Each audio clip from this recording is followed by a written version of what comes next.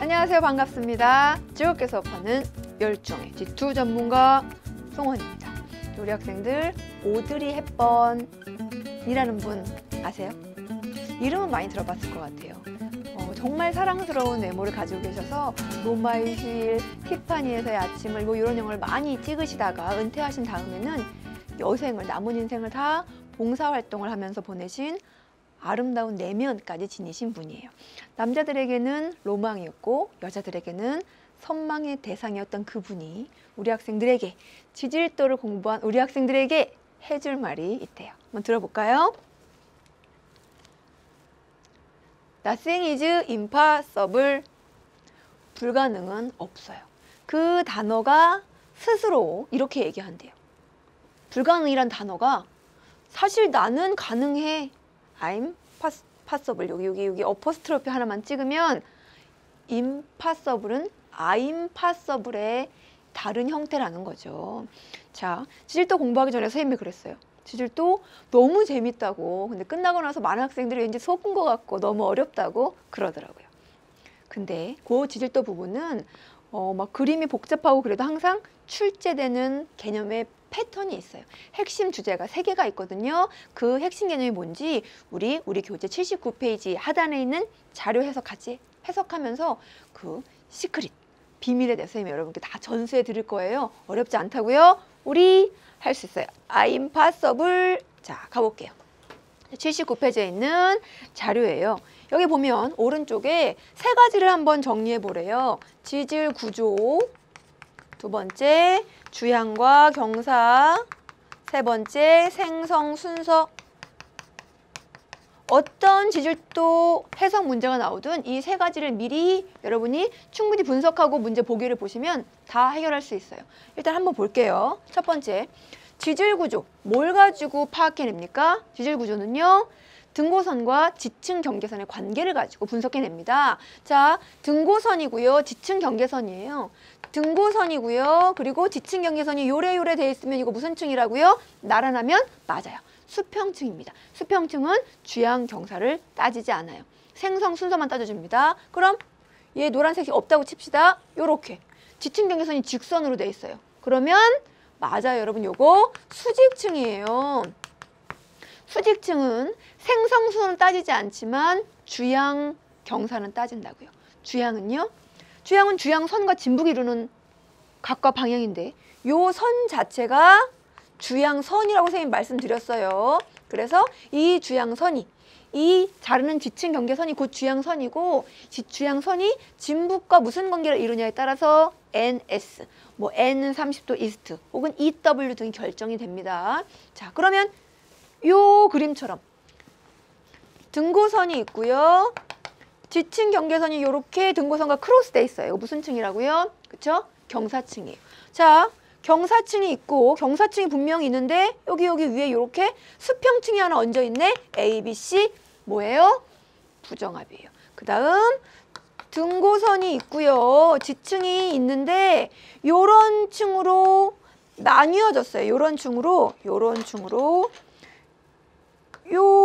층과 요런 층이 분리됐어요. 여기 A층과 B층, A층과 B층. 그냥 같은 A층인데 요 노란 선에 의해서 분리됐어요. 이건 뭐라고요? 단층이에요. 그래서 등고선과 지층 경계선의 관계를 보면 지질 구조 알 수 있는데요. 그럼 우리 자료 볼까요? 우리 자료 봅니다. 자, 요거 볼까요? 그쵸? 경사층입니다. 그럼 주양은요? 주양은 주양선부터 찾으셔야 된다 그랬어요. 주양선 어떻게 찾아요? 이미 찾아져 있죠. 지층 경계선이 등고선과 몇 점에서 만납니까? 2점. 그 2점을 이어주면 그것이 곧 주양선이에요. 주양선과 누가 그렇죠? 진북이 여기 있어요. 진북을 기준으로 주양선이 어느 쪽 방향으로? 서쪽 방향으로. 얼만큼 각만큼? 여기가 50도면 요 각은 40도죠. 그래서 주양 표시해주면 진북에 대해서 주양선이 40도만큼 서쪽으로 치우쳐져 있다. 서쪽으로 달려가고 있다. 이게 주양이에요. 경사는요? 경사는 각과 방향을 다 알아야 돼요. 방향을 어떻게 알아요? 주양선이 2개 있으면 된다고요. 높은 주양선, 낮은 주양선이 있어요. 400주양선, 300주양선 이렇게 수직으로 선을 그어주면 그게 경사 방향. 경사는 높은 쪽에서 낮은 쪽으로 경사져 있으니까 경사 방향은요. 그래서 그쵸? 북쪽, 남쪽, 동쪽, 서쪽 SW 방향이 되고요. 각은 쌤이 이걸 얼른 그림을 한번 그려보면 간단하게 그려보면 이렇게 주양선의 수직이 되게 이렇게 선을 한번 쭉 잘라서 그 다음 수직이 되는 선을 내려주고요. 그래서 이렇게 여기가 300, 400, 500, 하나 더 600까지. 그리고 그 단면선과 등고선이 만나는 지점을 내려줍니다. 그 높이까지. 그래서 연결해주면 일단 지형이 나오고요. 그리고 지층 경계선을 또 표시해 볼게요. 지층 경계선 여러분 잘 볼 수 있게 핑크색으로 쭉 내려줍니다. 그 다음은 500 주양 등고선과 만나고 있고요. 그 다음은 400 수직으로 그리고는 300 이걸 연결해주면 이렇게 연결해주면 여기가 A층, B층이 돼요. 서쪽 방향으로 기울어져 있는 거 볼 수 있고요. 여러분 잘 보면 자 400주양선, 300주양선 사이에 400주양선, 300주양선 사이에 수평거리가 100m래요. 수직거리는 알고 있죠. 300, 400의 차이 얼마입니까? 100m. 1대1 그럼 요 각은요. 그쵸? 1, 1, 루트 2 나오려면 요 각은 탄젠트 세타가 1이려면 그 각은 45도여야 돼요. 보통 45도가 된다고요. 자, 누가 먼저 생겼어요? A, B 중에 더 안쪽에 있는 B가 먼저, A가 나중인데 이건 그림 보면 바로 알 수 있다고요. 경사 방향이 요런 방향. 경사 방향으로 갈수록 더 최근의 지층이다. B가 먼저, A가 나중, 맞다. 이런 순서대로 이런 그 틀에 맞춰서 해석하는 연습을 해주시면 그리지 않고 여러분 할 수 있어요. 자, 그럼 이제 우리 교재에 있는 문제, 기출문제 풀이 들어갑니다. 자, 클리노미터 먼저 해석해 볼게요. 자, 클리노미터 해석하는 문제인데요. 좀 오래전에 나온 문제라서 그런지 정보를 많이 줍니다. 자, 일단 주양은 알려줘요. 주양이 문제에서 주어진 정보죠. 얼마래요? N 20도 이스트래요. 주양을 알려줬으면 뭘 알려준 겁니까? 경사 방향을 알려준 거죠. 주양과 경사는 수직 관계니까요. 이렇게 N, S, E, W의 주양이요. 동쪽 방향으로 살포시 20도만큼 주양이래요. 그럼 경사는요? 그쵸? 주양과 수직 요 방향 아니면 요 방향이죠. 뭐 방향은 나왔어요. N, W 아니면 S, E. 그럼 몇 도일까요? 그건 클리노미터에서 봐야죠. 클리노미터에 침이 2개 있어요. 경사침은 뭐라고요? 하트침. 저요 하트침이 안쪽에 있는 수치를 가리키고 있어요. 몇 도? 30도. 그래서 30도 NW 혹은 30도 SE가 경사로 적합합니다. 답은 그래서 몇 번이 되느냐? 그쵸? 5번이 돼요. 자, 그 다음 문제. 요거 도대체 이게 무슨 문제냐 한번 볼게요. 그림은 여감층, 사음층, 쉐일층이 나타나는 어느 지역의 지질도예요. 자, 이게 지금 뭐죠? 이 선이? 지층 경계선이에요. 이 선이 지층 경계선이에요. 지층 경계선이 등고선과 나란합니까? 아니에요. 수평층 아니에요. 그러면 이렇게 교차되어 있어요? 경사층도 아니에요. 직선이면 무슨 층이라고요, 여러분? 수직층이에요. 지층 경계선 보고 우리 여기 여기 수직층이 있구나 알 수 있는데요. 선생님 이게 도대체 무슨 그림인지 모르겠어요 라고 생각하는 학생들이 있어서 선생님이 지금 이 그림을 간단하게 한번 선생님이 할 수 있는 최대한 입시적인 그림을 한번 바꿔볼게요. 자, 이렇게 봉긋 여기가 지금 300m 등고선이고요. 이런 지역이에요. 이런 지역에 이렇게 가운데로 갈수록 100m, 200m, 300m로 높아지는 이런 지역에 지층 경계선이 이렇게 나뉘어져 있어서 여기가 여감, 사암, 쉐일층이에요. 이렇게 잘려 있는 거죠. 무슨 층? 수직층. 그럼 여러분, 수직층에서는 이 지층 경계선 자체가 곧 뭐라고요? 맞아요. 잘했어요. 주향선. 그럼 주향은요? 이 주향선은 진북에 대해서 동쪽으로도 90도, 서쪽으로도 90도. 그러면 어떻게 표기한다? 주향은 그렇죠. EW라고 표시합니다. 이게 습곡이에요? 단층입니까? 그냥 수직층이에요. 보기 갈까요? 기억 주양은 EW. 맞다. 니은 수평층 아니죠. 뭡니까? 수직층이에요. 디귿 습곡 구조 나타나지 않습니다. 습곡 구조가 나타나려면 여러분 지층 경계선이요. 경사층으로 양쪽에 있어야 돼요. 무슨 말이냐? 이렇게 돼 있어야 된다고요. 이렇게. 이렇게 등고선이고요. 요런 식으로 돼 있어야 습곡이 나타나주는 거예요. A층, B층. 습곡 아닙니다. 자, 이렇게 해서 정답은 기억만 1번이고요. 그 다음 문제로 넘어갈게요.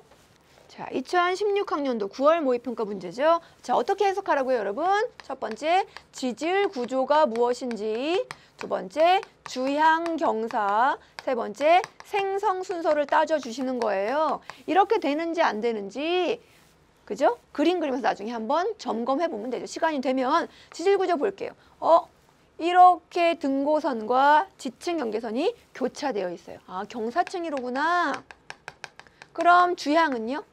주향은 등고선과 지층 경계선이 지금 만나고 있네요. 이게 지금 주향선이에요. 그죠? 얘가 지금 진북에 대해서 몇 도만큼 기울어져 있는지는 표시되어 있지 않아요. 그럴 때는 어떻게 표시하느냐? 그냥 진북에 대해서 서쪽 방향 혹은 동쪽 방향 그것만 표시해 주시면 돼요. 주향은 NW 방향이다 라고만 표시해 주면 된다고요. 경사는요? 자, 경사 어떻게 한다고요? 높은 주향 여기가 200주향이에요. 그리고 여기 낮은 주향 여기가 150m예요. 150m 주향선. 이렇게 높은 주향에서 낮은 주향으로 화살표를 그어주면 된다니까요. 경사 방향은 맞아요. N2죠. 그럼 경사 각은요. 보세요. 두 지점 사이에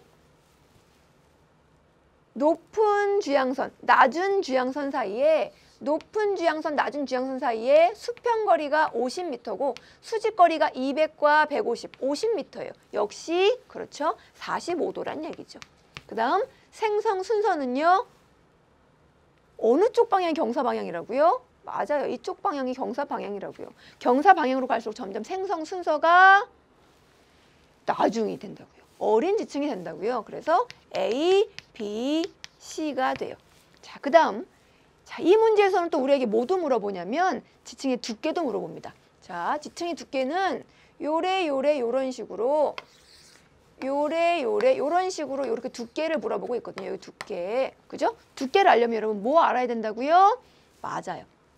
자, 이렇게 한 등고선과 만나는 각각의 두 지층 경계선의 수평 거리가 필요해요. 그 수평 거리를 지금 알려줬어요. 얼마라고? 200m라고. 또 뭐가 필요하냐? 요거 경사각도 필요해요. 경사각 금방 구했죠? 몇 도? 45도. 그러면 두께. 요거 두께 D는 구해낼 수 있죠. 요거 삼각형이고요.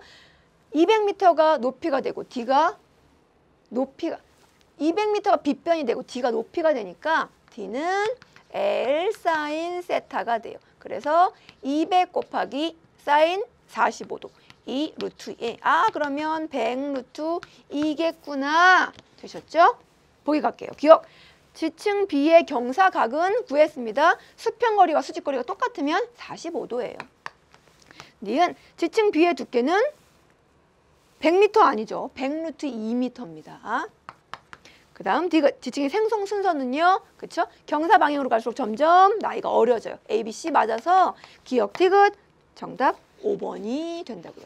자, 이제 지난 시간과 이번 시간에 빈칸 채우기 또 들어가 볼게요. 자, 우리 지난 시간에 지구의 역사 부분 빈칸 채우기 이번 시간에 갑니다. 반감기가 1억 년인 방사성 원소가 8분의 1만큼 남아있대요. 그럼 반감 몇 번 된 겁니까? 맞아요. 3번 된 거죠. 그러면 반감기 곱하기 반감 횟수. 그럼 요 함석의 나이는 3억 년. 요 함석의 나이는 2억 년. 3억 년과 2억 년 사이에 어떤 3억 년의 나이와 2억 년의 나이를 가진 화성암 사이에 어떤 지층이 있대요. 그럼 그 지층은 시대가 언제냐? 얘와 얘 사이겠죠?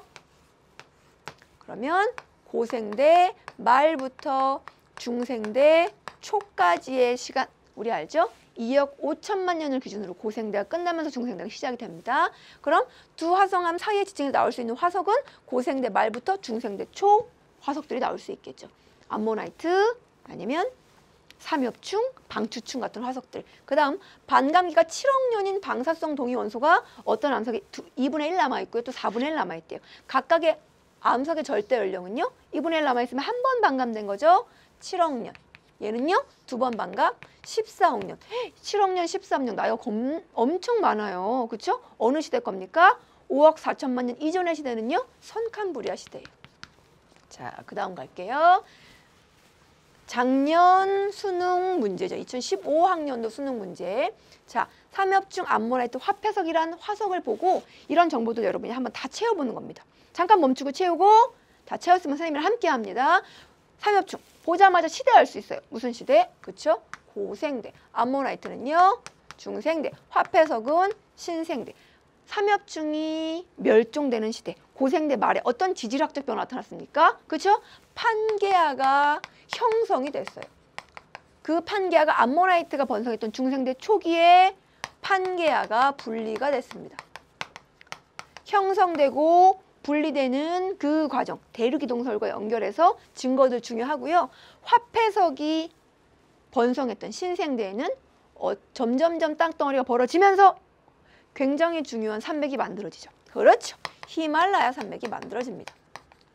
자, 함께 번성했던 생물들, 삼엽충이 번성했던 고생대 전기에는요. 전기를 지시하는 필석, 말에는요. 방추충, 푸줄리나가 번성했어요. 암모나이트, 지역은 다르지만 육지, 바다, 공룡이 번성했고요. 파충류, 화폐석은요. 역시 지역은 다르지만 육지에서 매머드가 번성했습니다.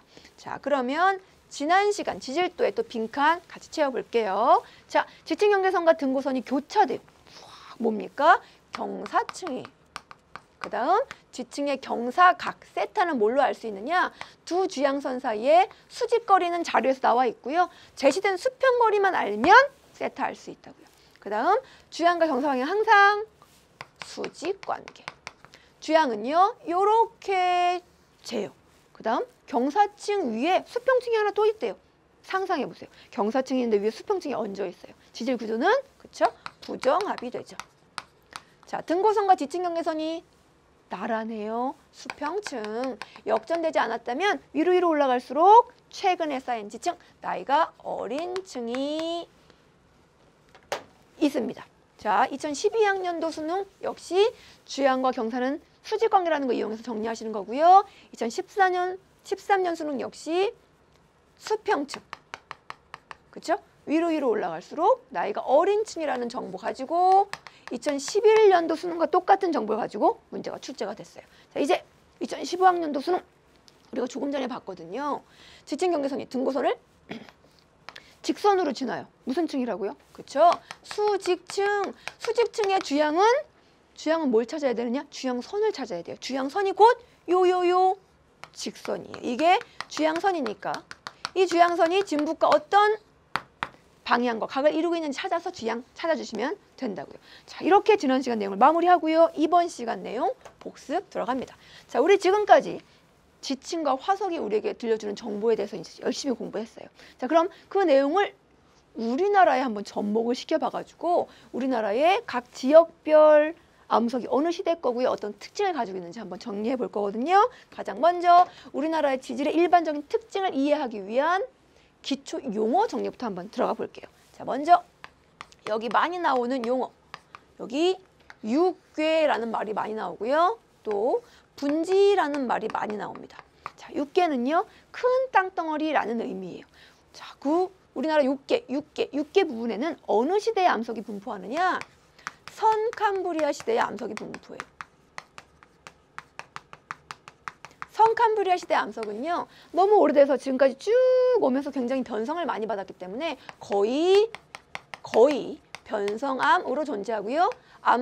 그때 선캄브리아 시대 암석을 변성시킨 이후에 화성암이 저 육괴를 이루고 있습니다. 자, 그 다음 분지는 무슨 뜻이냐? 분지는요. 퇴적층이 있는 지역을 분지라고 얘기해요. 그런데 여러분 기억하실 건 퇴적, 지층이 차곡차곡 쌓이는 퇴적은 주로 어디서 이루어지느냐? 퇴적은 물속에서 이루어집니다. 물속, 다시 얘기하면 바다에서는요. 바닷속, 우리는 바다에서 퇴적된 지층을 해성층이라고 얘기해요. 그럼 육지는요. 그냥 땅 위에서 지층 막 퇴적되는 거 여러분 본 적이 있어요? 역시 물속이에요. 그럼 육지에 있는 물 어디입니까? 그렇죠. 호수나 강에서 퇴적이 되고요. 호수나 강, 즉 육지에 있는 물에서 퇴적된 지층을 육성층이라고 표현을 합니다. 자, 지층이 차곡차곡 퇴적이 된 그 집단을 뭐라고 얘기하느냐? 누층군이라고 얘기해요. 누적돼서 퇴적된 지층의 집단, 누층군이 퇴적층이라는 걸 의미한다는 거, 퇴적층의 다른 말이라는 것까지 정리를 하고, 그럼 요 용어를 가지고 요 잠깐 우리나라 지질의 일반적인 특징을 한번 짚어볼게요. 자, 봅니다. 자, 쭉 보니까요. 우리나라를 이루고 있는 땅덩어리의 조각조각들이 지금 합쳐져 있어요. 퍼즐처럼.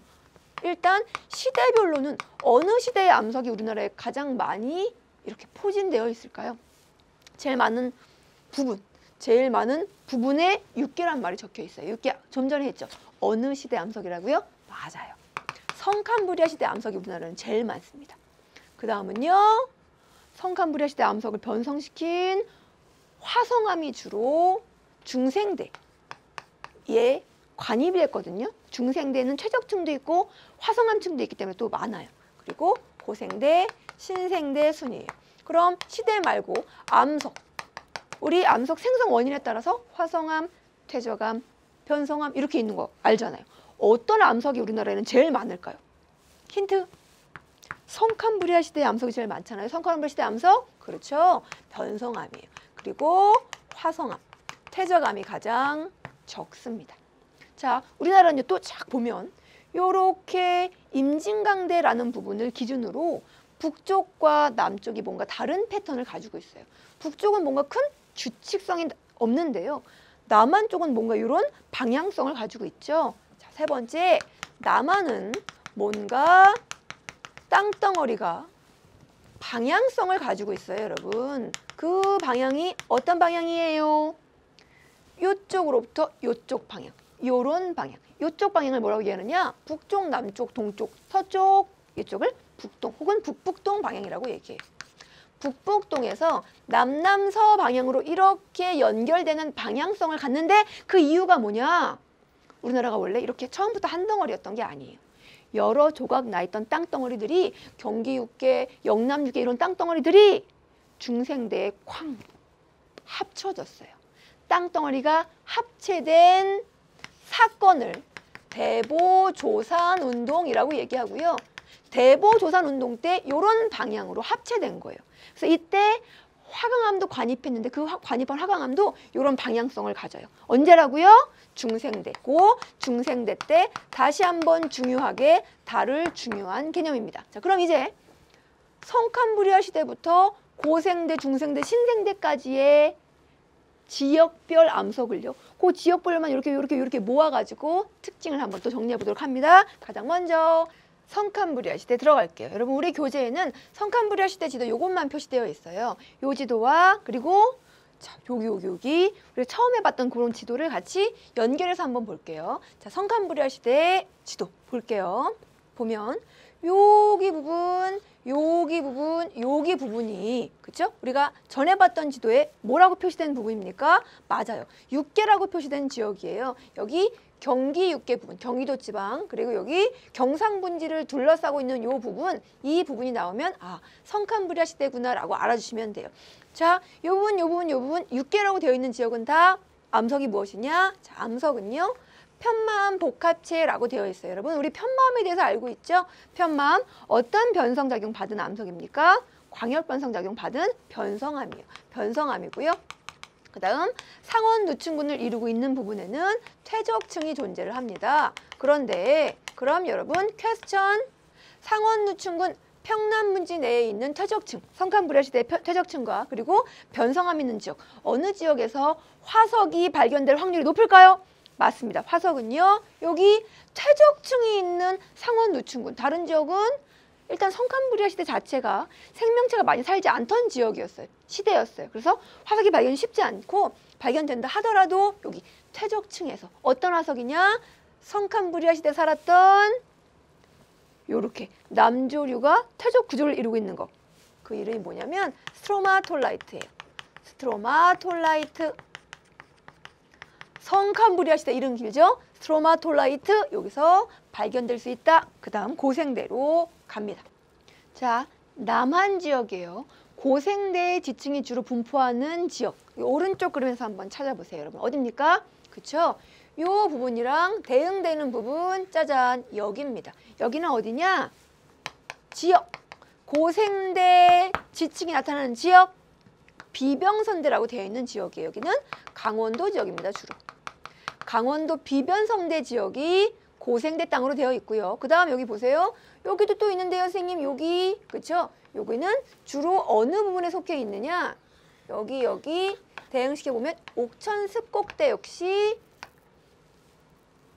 고생대 땅으로 되어 있어요. 일부 부분이긴 하지만 이렇게. 자, 그럼 이 지역은 어떤 암석으로 되어 있겠느냐? 여기 비변성대 지역이랑 습곡대 지역은 어떤 암석으로 되어 있느냐? 두 번째 암석은요. 여기는 퇴적암층으로 되어 있고요. 그리고 이 지역은요.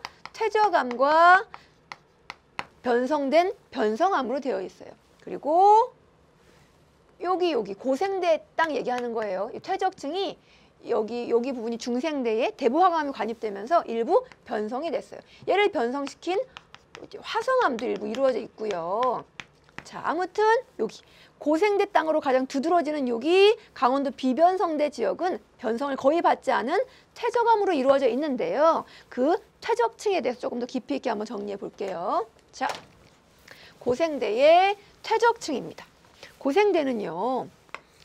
시대별로 한번 구분을 해보면 고생대 전기, 중기, 후기로 나눌 수 있고요. 대는 또 기라는 시기로 또 분리가 되거든요. 여러분은 외울 필요 없습니다. 캄브리아기, 오르도비스기, 실루리아기, 대본기, 석탄기, 페름기로 이렇게 전기, 중기, 후기로 나누어집니다. 자, 그런데 요 전기에 퇴적된 고생대 지층을 조선누춘군이라고 이름 붙였어요. 조선누춘군. 그 다음 우리나라는 중기 때의 지층이 발견이 안 됐었거든요. 그리고 후기 때 석탄기, 페른기 요 시대의 지층을 평안누춘군이라고 이름 지었어요. 요 사이 지층이 없어서 우리나라는 다른 지역은 요 시대 지층이 퇴적될 때 우리나라는 퇴적이 안 됐었어. 그냥 얘네들은 부정합이야라고 생각하고 끝내려고 했는데 여기 실루리아기 지층이 회동리라고 하는 지역에서 강원도 정선에 회동리라는 지역에서 발견이 돼서 그 지층의 이름을 회동리층이라고 불러요. 아무튼 대봉기 때 지층은 발견이 안 돼요. 없는 거죠. 그걸 대결층이라고 해요. 다른 지역은 퇴적이 될 때 우리나라는 퇴적이 안 된 거죠.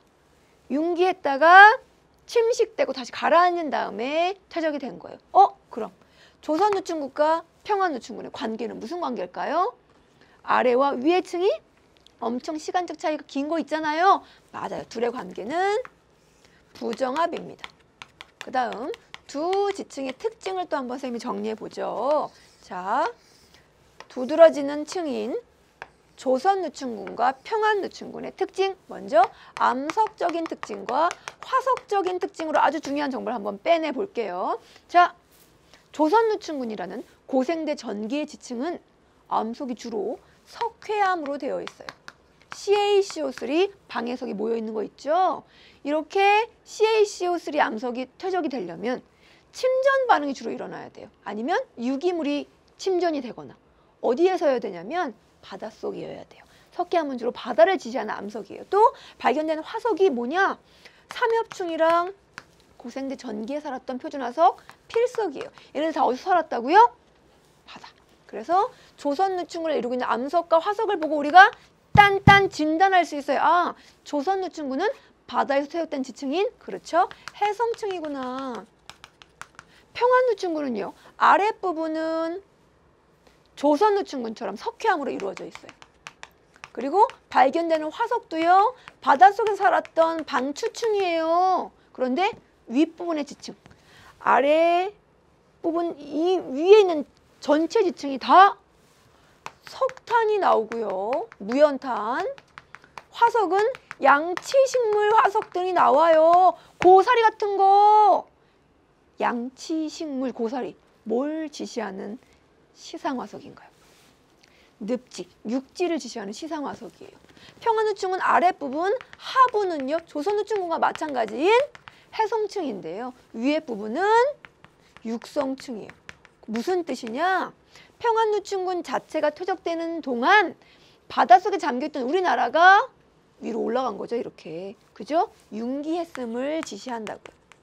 자, 이렇게 고생대의 중요한 지층, 조선우층군과 평안우층군의 특징 정리해봤고요. 기출개념으로 한 번 더 반복해보면 조선우층군이랑 평안우층군의 관계는 무슨 관계라고요? 그쵸? 중간에 대결층이 있어요. 부정합 관계, 퇴적이 중단된 적이 있었던 지층의 관계. 나이 차이가 많은 지층의 관계. 조선우층군은 해성층인 거 기억해 주시고요. 자, 그 다음 이제 삼엽충 필석, 석회암이 나왔어요. 어떤 지층에서. 삼엽충 필석, 고생대 전기. 그리고 석회암, 해성층. 뭐라고요? 전기 지층. 그렇죠. 조선우층군. 여러 번 반복하면 여러분께 될 수 있습니다. 이제 고생대 마무리하고 중생대로 넘어가죠. 자, 여러분 중생대는요. 고생대처럼 퇴적암층이 줄을 이루고 있지 않아요. 고생대는 퇴적암층이 줄을 이루고 있는 부분도 있고 화성암이 또 아주 우리나라의 화성암은 주로 중생대에 만들어졌거든요. 화성암과 그리고 퇴적암 두 개가 다 중요한데요. 그래서 퇴적암층 요렇게 분포하는 퇴적암층과 화성암층 각각을 따로 구분해서 한번 정리해 볼 거예요. 각각의 암석이 어느 지역에서 발견되고 어떤 특징을 가지고 있는가 봅니다. 자, 그 다음 지도 보시면 먼저 퇴적암부터 한번 들어가 볼까요? 우리나라 남한에 중생대 퇴적암층이 발견되는 지역. 중생대 거거든요, 여러분. 어디입니까? 주로 여기 경상도 지역, 경상분지라는 지역이고요. 그 다음 경상도 지역 여기 넘어서서 옥천 습곡대 부분에도 중생대 땅이 일부 존재를 합니다. 그리고 다른 색깔로 여기 노란 색깔, 진한 색깔로 여기가 어디냐면 충청북도 보령 있는 지역이거든요. 아, 경상도 지역이랑 또 충청도 지역에 중생대 퇴적층이 나타나는군. 그럼 이 둘의 색깔이 다르잖아요. 차이가 뭐냐? 중생대 퇴적층도요. 고생대처럼 뭔가 순서, 시적인 순서를 갖거든요. 그 순서 부분을 한번 좀 이해해 볼게요. 자, 갑니다. 중생대도요. 전기가 있고 중기가 있고 후기가 있어요. 전기가 트라이아스기, 중기가 그 유명한 쥐라기, 후기가 백악기예요. 트라이아스기 한 중간부터 쥐라기 한 중반까지, 트라이아스기 한 말 후반부터 쥐라기 한 중반까지 퇴적된 중생대의 지층을 대동누층군이라고 불러요. 여러분 지도 보면 대동누층군 무슨 색으로 표현되어 있나요? 노란색으로. 거기가 지역이 어디냐? 그쵸? 충청도 보령 지역이 표현되면 대동누층군이다라고 기억해 주시면 돼요. 그 다음 백악기에 퇴적된 지층이 경상도 지역 그리고 여기 전라남도 지역 옥천수국대도 일부 가지고 있는 경상도 지역이 많다 그래서 경상누층군이에요. 이 두 층의 두 지역에 있는 중생대 암석의 특징을 또 한번 정리해 보면 암석과 화석을 잘 보면 특징을 우리가 또 뽑아낼 수 있을 거예요. 자, 대동누층군 더 중생대 전기 혹은 준기에 퇴적됐던 경상누층군보다 먼저 퇴적됐던 요 암석은요. 여감삼 쉐일 뭐 이런 암석이 나와요. 화석은요. 담수 어류. 담수는 육지에 있는 물. 호수나 강에 있는 물. 담수 조개. 또 규화목 화석. 나무 화석. 나무가 SiO2 성분으로 이렇게 치환돼 가지고 돌인데 나무이고 나무인데 돌인 뭐 그런 화석이 있거든요. 이런 화석 나오고 여감삼 쉐일 이런 거 주로 육지에서 퇴적되는데 대동누층군은 육지의 호수에서 퇴적된 육성층이에요.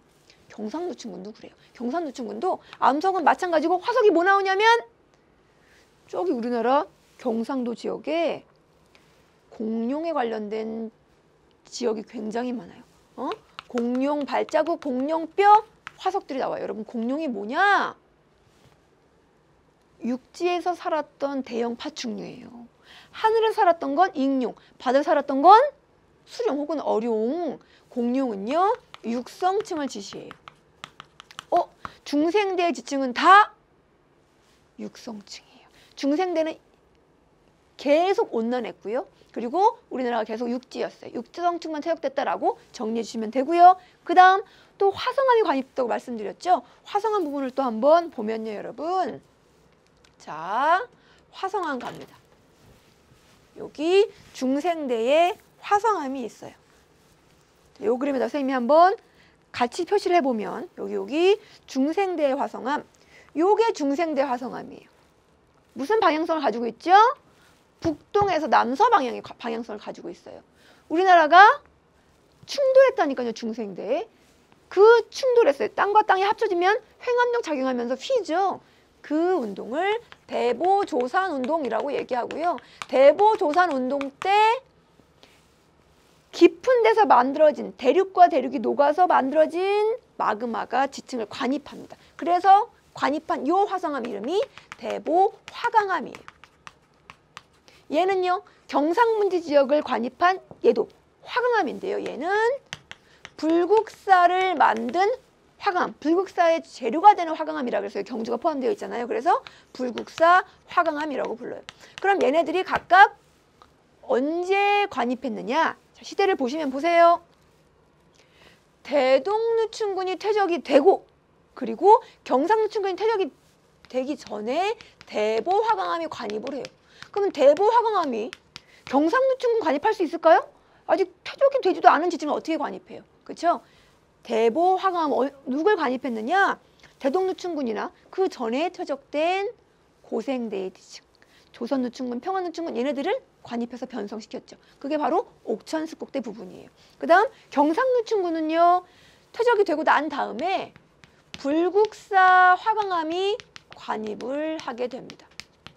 그래서 기억하실 건, 중생대는 뭔가 얘가 일관성이 있지 않아요? 그렇죠? 퇴적층도 다 육성층이고요. 화성암도 주로 화강암이에요.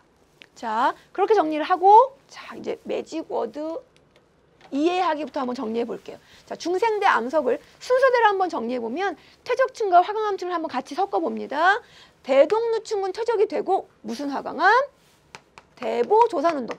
우리나라를 여러 개 조각으로 떨어져 있던 우리나라 하나로 합치게 했던 가장 격렬한 조산운동이거든요. 그것과 함께 대보화강암 관입하고, 그리고 경상누춘군 퇴적이 돼요. 경상누춘군을 누가? 불국사 화강암이 관입을 하게 됩니다. 화강암이니까, 심성암이니까 분출 아니고요. 얘네들은 관입입니다, 여러분. 분출이란 말이 들어가면 지표로 나간 화산암을 의미해요. 얘네들은 화강암, 심성암이니까 관입이다. 경상누춘군은요, 대보화강암에 의해서 변성받을 수가 없죠. 대보화강암이 다 식고 나중에 한참 뒤에 퇴적된 지층이니까요. 대보화강암이 관입될 때 없던 지층이니까요. 되셨습니까? 자, 한 번 더. 자, 경상분지가 너무 많이 출제가 돼요. 여기 땅덩어리가 넓다 보니까 경상분지, 공룡뼈, 연은, 건열. 건열? 육지로 땅이 드러났던 거잖아요. 그렇죠? 공룡 뭘 지시한다? 중생대고요. 하나 더, 육성층을 지시한다. 그 다음 경상분지는 중생대 가장 격렬한 활동이 대보조산 운동이었고, 그때 관입한 마그마 화성암이 만든 암석이 대보화강암이었다 쳐도 경상분지를 변성시킬 수는 없다고요. 순서가 다르기 때문에 누구에 의해서? 불국사 화강암에 의해서 변성이 됐습니다. 자, 이제 신생대로 넘어가 보도록 합니다.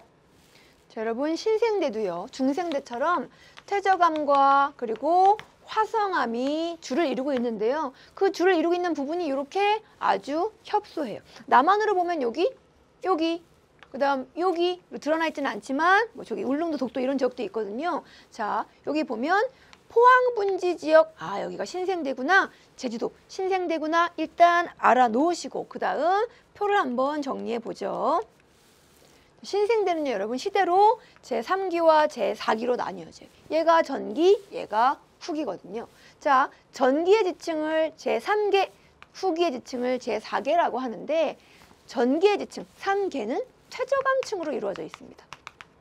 그래서 여기 포항 부분은 퇴적암층으로 되어 있구나. 그런데 그 퇴적암이요, 신생대에는 빙하기와 간빙기가 계속 반복이 됐어요. 빙하기가 되면 다 이렇게 물이 어니까 물이 쭉쭉쭉쭉 아래로 내려가요. 그래서 육지가 많이 드러나요. 그때는 지층이 육지에서 주로 퇴적되고요. 그 다음 간빙기가 돼서 해수면이 이렇게 쭉 높아지게 되면 그때 다시 해성층이 만들어져서 우리나라 퇴적층, 포항 지역의 퇴적층은 해성층과 육성층이 다 나타나요.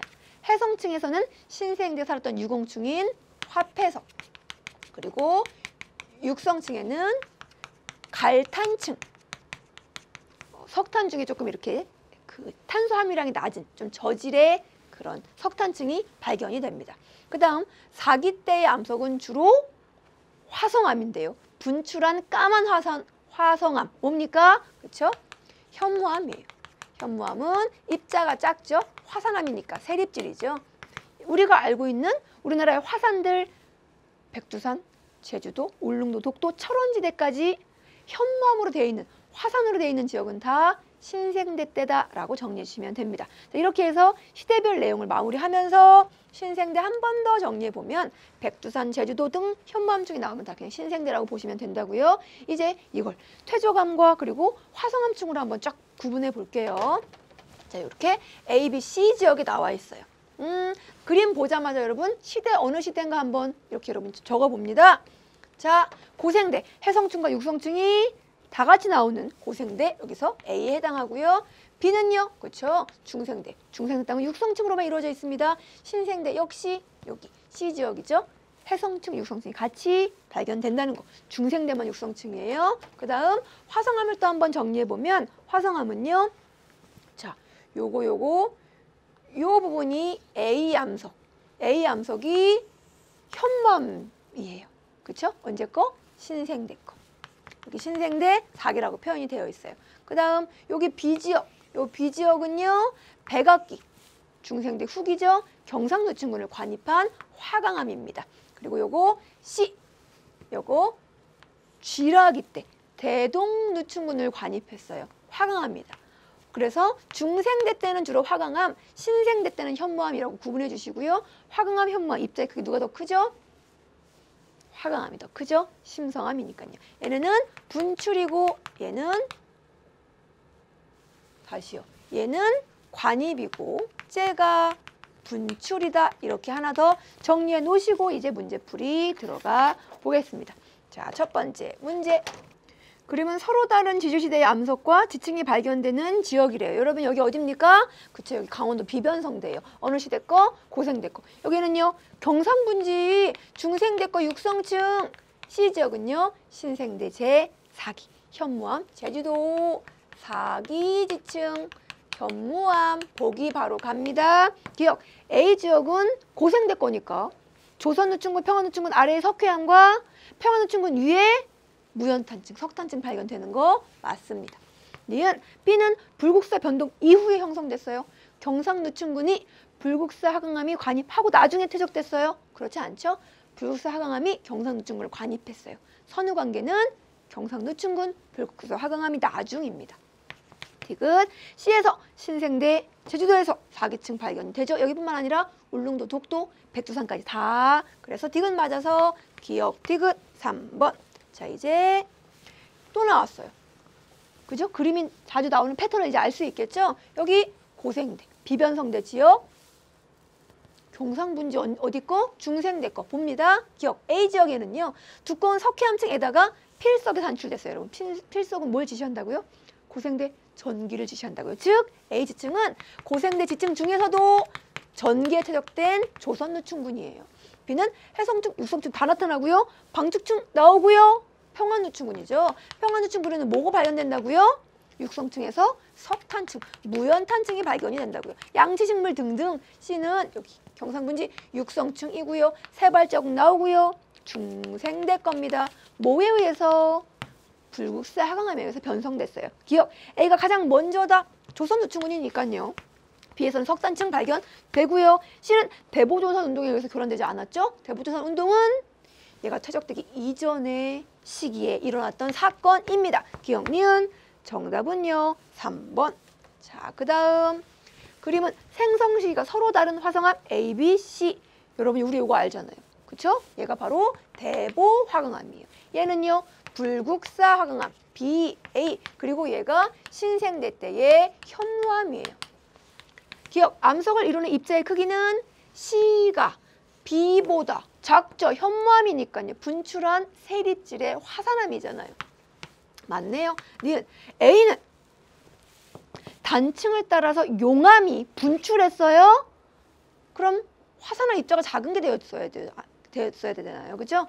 충돌을 하면서 내부에서 생긴 마그마가 관입했어요. 분출하지 않고요. 그래서 니은은 틀린 설명, 기억 맞고요. 디귿 B의 관입으로, 여기 불국사항의 관입으로 한반도에서 가장 격렬한 지각변동이 나타났습니까? 그건 대보조선 운동 얘기하는 거거든요. 대보조선 운동은 뭐와 관련된다? 제 A와 관련돼요. 대보 화강암과 관련됩니다. 그래서 기억만 맞아서 정답은 1번이에요. 자, 이제 마지막 문제. 자, 이 그림만 보고 여기가 어느 시대인지 여러분 알아내야 돼요. 써있네요. 친절하게 포항이라고. 그렇죠? 어느 시대 겁니까? 신생대 거예요. 자, 주 구성 암석은 삼, 쉐일, 이암, 여감이고요. 현무암, 응해암, 갈탄층이 부분적으로 나와요. 응해암이 나온다는 건, 갈탄층이 나온다는 건 육성층이란 얘기고요. 규화목, 단풍잎, 화석 나온다는 건 육성층. 근데 유공층이 나온다는 건 해성층. 이 지역에는 해성층, 육성층이 다 발견이 돼요. 그리고 여러분 하나 더. 우리 이건 수능 특강에서 여러분께 드릴 말씀인데요. 이렇게 땅덩어리가 중생대 때 여러 개로 땅덩어리가 나눠져 있던 것이 합쳐졌다 그랬죠. 합쳐지는 과정에서 우리나라가 이렇게 일본과 붙어 있게 됐었어요. 중생대 말까지는. 근데 이게 신생대 때 분리가 됩니다. 신생대 때 분리되면서 일본과 우리나라 사이에 있는 바다가 뭡니까? 동해예요. 그래서 동해는 신생대 때 형성되었다라고 그냥 지금 잠깐 수능 특강 때 할 거 복선처럼 들어주시면 돼요. 자, 그럼 보기 갈게요. 기억, 이 지층은 포항, 분지, 신생대 맞죠? 니은 이 시기에 동해가 형성됐다, 신생대 때 형성된 것 맞습니다. 디귿 이 지역에는 육성층, 해성층이 모두 발견되죠? 신생대의 특징이에요. 그래서 기억, 니은, 디귿 모두 맞아서 정답은 5번이 됩니다. 자, 여러분 이렇게 해서 우리나라의 지질 끝내면서 또 지구의 변동과 지구의 역사 2단원 전체도 또 마무리가 되었습니다. 여러분 각 시간이 끝날 때마다 열심히 복습한 거 선생님이 알아요. 그런데 한 단원이 끝났죠. 한 단원이 끝날 때 쭉 정리를 하면 각 단원에서 공부했던 내용들 나무들로 있던 그런 각각의 개념들이 이제 합쳐지고 연계되고 그러면서 뭔가 숲을 만들게 된다고요. 단원이 끝나고 나면서 전체적인 복습을 하면 우리 학생들도 이제 숲을 볼 수 있는 그런 깊이 있는 이해를 할 수 있게 된다고요. 숲을 볼 수 있을 만큼의 복습을 해주실 우리 학생들에게 화이팅 보내드립니다. 그리고 너무너무 사랑합니다.